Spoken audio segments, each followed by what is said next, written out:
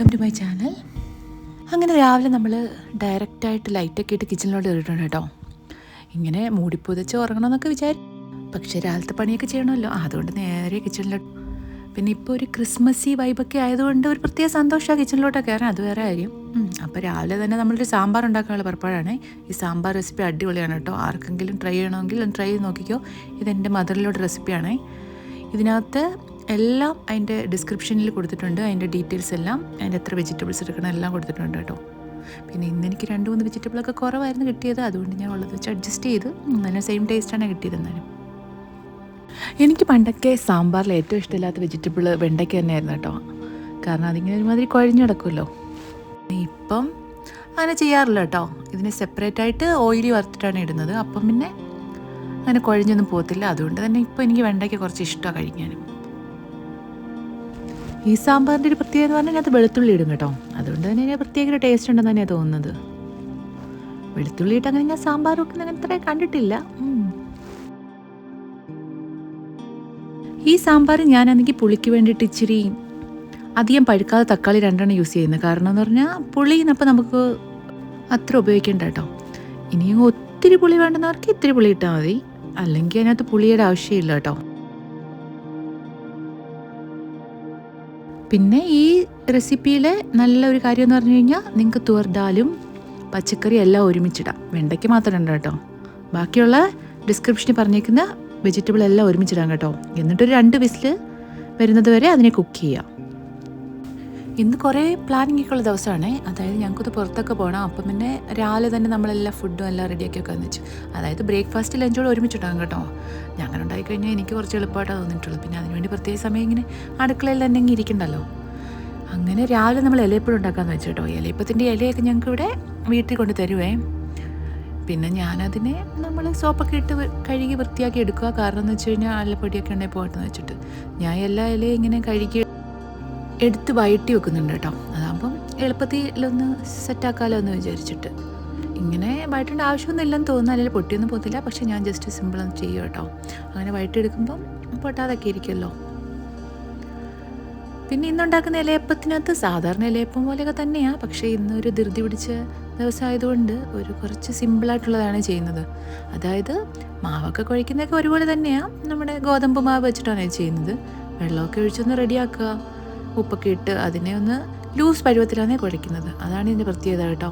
ഇതങ്ങ് ഒത്തിരി കട്ടിയായിട്ടല്ല, കുറച്ച് ലൂസ് പരുവത്തിലാണ് കുഴയ്ക്കുന്നത്. അപ്പോൾ നമുക്ക് നോക്കാം അതിൻ്റെ ഒരു കൺസിസ്റ്റൻസി നോക്കേ.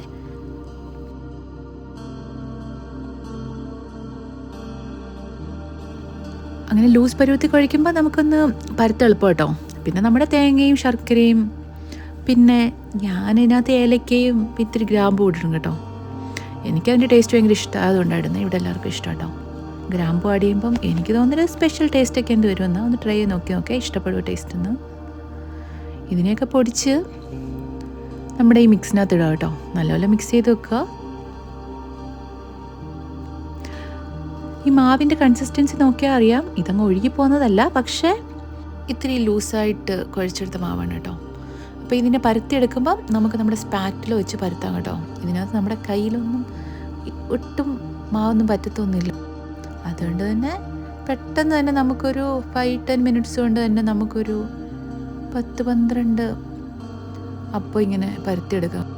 ഞാൻ ഇങ്ങനെ ഒരു ഈസി പരിപാടിയിലാണ് ഇത് കാണിക്കുന്നത്. പിന്നെ ടേസ്റ്റിനൊന്നും വലിയ വ്യത്യാസമായിട്ട് എനിക്ക് തോന്നിയിട്ടൊന്നുമില്ല. ഇവിടെ ആർക്കും അങ്ങനെ തോന്നിയൊന്നുമില്ല. പിന്നെ മമ്മി ഉള്ളതുകൊണ്ട് മമ്മി ഇത് ആദ്യമായിട്ട് കാണുമായതുകൊണ്ട് ഇങ്ങനെ നോക്കി നിൽക്കുന്നുണ്ടായിരുന്നു. അപ്പോൾ മമ്മി ഇതിൻ്റെ റിസൾട്ടിന് വേണ്ടി വെയിറ്റ് ചെയ്യായിരുന്നു. എന്നിട്ട് മമ്മിക്ക് അതിൻ്റെ ടേസ്റ്റ് ഇഷ്ടപ്പെട്ടിട്ടുണ്ടായിരുന്നു കേട്ടോ. പിന്നെ ഇലയപ്പത്തിന് ടേസ്റ്റ് കൊടുക്കുന്നത് നമ്മുടെ അതിൻ്റെ മിക്സായിട്ടാണ് എനിക്ക് തോന്നുന്നത്. കാരണം അതിൽ എത്രത്തോളം ശർക്കര ഇടുന്ന അത്രത്തോളം ടേസ്റ്റ് ഉണ്ടായിരിക്കും. അങ്ങനെ തന്നെ. പിന്നെ ഇതിനെല്ലാം നമ്മൾ സെറ്റാക്കി കണ്ടോ. ഇത് അങ്ങനെ ഒഴുകി പോകുന്നൊന്നുമില്ല കേട്ടോ. നമുക്ക് മടക്കി കറക്റ്റായിട്ട് വെക്കാം. അങ്ങനെ എൻ്റെ ഇലയപ്പം എല്ലാം ഞാൻ റെഡിയാക്കിയിട്ട് നമ്മുടെ കുട്ടകത്തിൽ വെച്ചാണ് ശരിയാക്കുന്നത്. കാരണം എനിക്കിതൊരു വലിയൊരു കുട്ടകമുണ്ട്, അത് നിങ്ങൾ പല വീഡിയോയിലും കണ്ടു കാണും. അങ്ങനെ ഇതിനകത്ത് നമ്മുടെ എല്ലാ ഇലയപ്പത്തിനെയും ഒന്ന് സെറ്റ് ചെയ്ത് വെക്കുക. സാധാരണ ഇലയപ്പം പോലെ തന്നെ വെക്കുന്ന പോലെ തന്നെ കേട്ടോ. ഇങ്ങനെ ഒഴുകിയങ്ങ് പോത്തൊന്നുമില്ല. ആർക്കെങ്കിലും ഡൗട്ട് ഉണ്ടെങ്കിൽ ഒന്ന് ചെയ്ത് നോക്കിയാൽ മതി.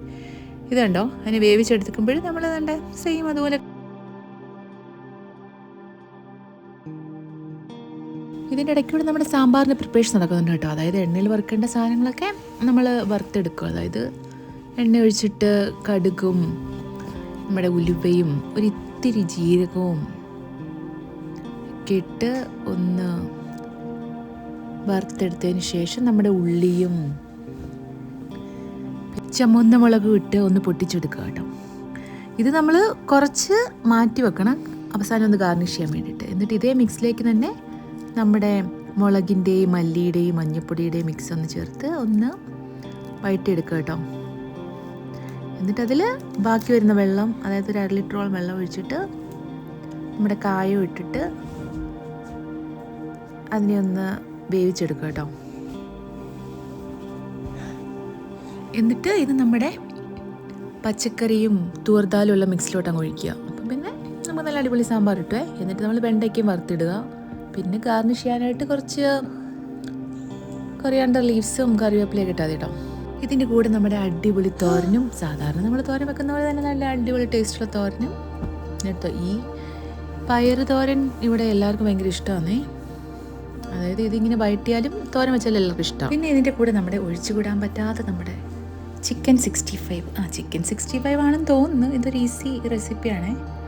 ഇതിനകത്ത് നമ്മളുടെ ബോൺലെസ് ചിക്കനൊക്കെ ചെറുതായിട്ട് മുറിച്ചെടുത്തിട്ട് ഇത്തിരി ഉപ്പും മുളകും മഞ്ഞൾപ്പൊടിയും ഇച്ചിരി കോൺഫ്ലോറും ഇച്ചിരി അരിമോദകവും കൂടി ഇട്ടിട്ട് ഒന്ന് ജസ്റ്റ് ഫ്രഷ് ആയിട്ട് വറുത്തെടുത്താൽ മതി കേട്ടോ. പുറത്തുനിന്ന് പോകാമെന്ന് വെച്ച്, കാരണം ക്രിസ്മസിൻ്റെ കുറേ ഡെക്കറേഷനൊക്കെ ഉണ്ടല്ലോ, അതൊക്കെ ഒന്ന് കാണാമെന്ന് വെച്ച്. പിന്നെ ഇൻസ്റ്റഗ്രാം ഫേമസ് ആയ ഒരു സ്ഥലം ഉണ്ടല്ലോ ഇവിടെ, ഫീനിക്സ് എന്ന് പറഞ്ഞിട്ട്, അപ്പോൾ അവിടെ ഒന്ന് പോകാമെന്ന് വെച്ചു കേട്ടോ. അപ്പോൾ പിന്നെ അവിടെ എത്തിയപ്പം പിന്നെ നമുക്ക് നല്ല അടിപൊളി ക്രിസ്മസ് കാഴ്ചകളൊക്കെ കാണാൻ പറ്റി. നല്ല ഭംഗിയായിരുന്നു കേട്ടോ. ഇപ്പോൾ എവിടെ തിരിഞ്ഞു നോക്കിയാലും എനിക്ക് തോന്നി ഇതിൻ്റെ വീഡിയോ ആണ്. അപ്പം ഞങ്ങൾക്കും കാണാൻ പറ്റി. നല്ല വളരെ ഹൈറ്റിലുള്ള ക്രിസ്മസ് ട്രീ ആണ് ഇത് കേട്ടോ. എല്ലാ വർഷവും സെയിം ഡെക്കറേഷൻ തന്നെയാണ് ഇവിടെ ഉള്ളത്. എന്നാലും ക്രിസ്മസിൻ്റെ അന്നൊന്ന് പോയി കാണാനൊക്കെ ഒരു നല്ല ഭംഗിയല്ലേ. പിന്നെ പിള്ളേർക്കൊക്കെ ഇഷ്ടമാവുന്നൊക്കെ വിചാരിച്ച് നമ്മൾ പോയതാണ്. പിന്നെ നമ്മുടെ ക്രിസ്മസിൻ്റെ ഡെക്കറേഷൻ മാത്രമല്ല, നമുക്ക് ക്രിസ്മസിന് വേണ്ടുന്ന അലങ്കരിക്കാനുള്ള സാധനങ്ങളും കപ്സുകളും പിന്നെ ഹെയർ ബാൻഡ്സ് എല്ലാം ഉണ്ട് കേട്ടോ അവിടെ. അപ്പം ക്രിസ്മസിൻ്റെ റിലേറ്റഡായ സാധനങ്ങൾ പഠിക്കണമെങ്കിൽ നമുക്ക് പോകാൻ പറ്റും. പിന്നെ ഫീനിക്സിനുള്ളിലും നല്ല അടിപൊളി ക്രിസ്മസ് റിലേറ്റഡ് തിങ്സൊക്കെ ഒരുപാട് പഠിക്കാൻ പറ്റും കേട്ടോ.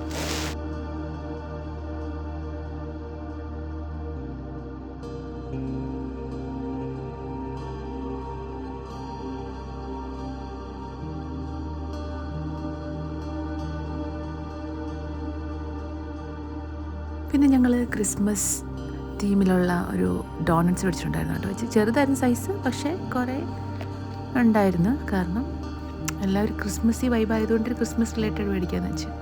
ടേസ്റ്റൊക്കെ സാധാരണ ഡോണറ്റ്സിൻ്റെ അത്രയും നല്ലതല്ല, എന്നാലും കുഴപ്പമില്ലായിരുന്നു കേട്ടോ. പിന്നെ അങ്ങനെ ഡേ അങ്ങ് അവസാനിച്ച് ഫുഡൊക്കെ കഴിച്ചു. Please subscribe the channel if you like the content. Thanks for watching. By.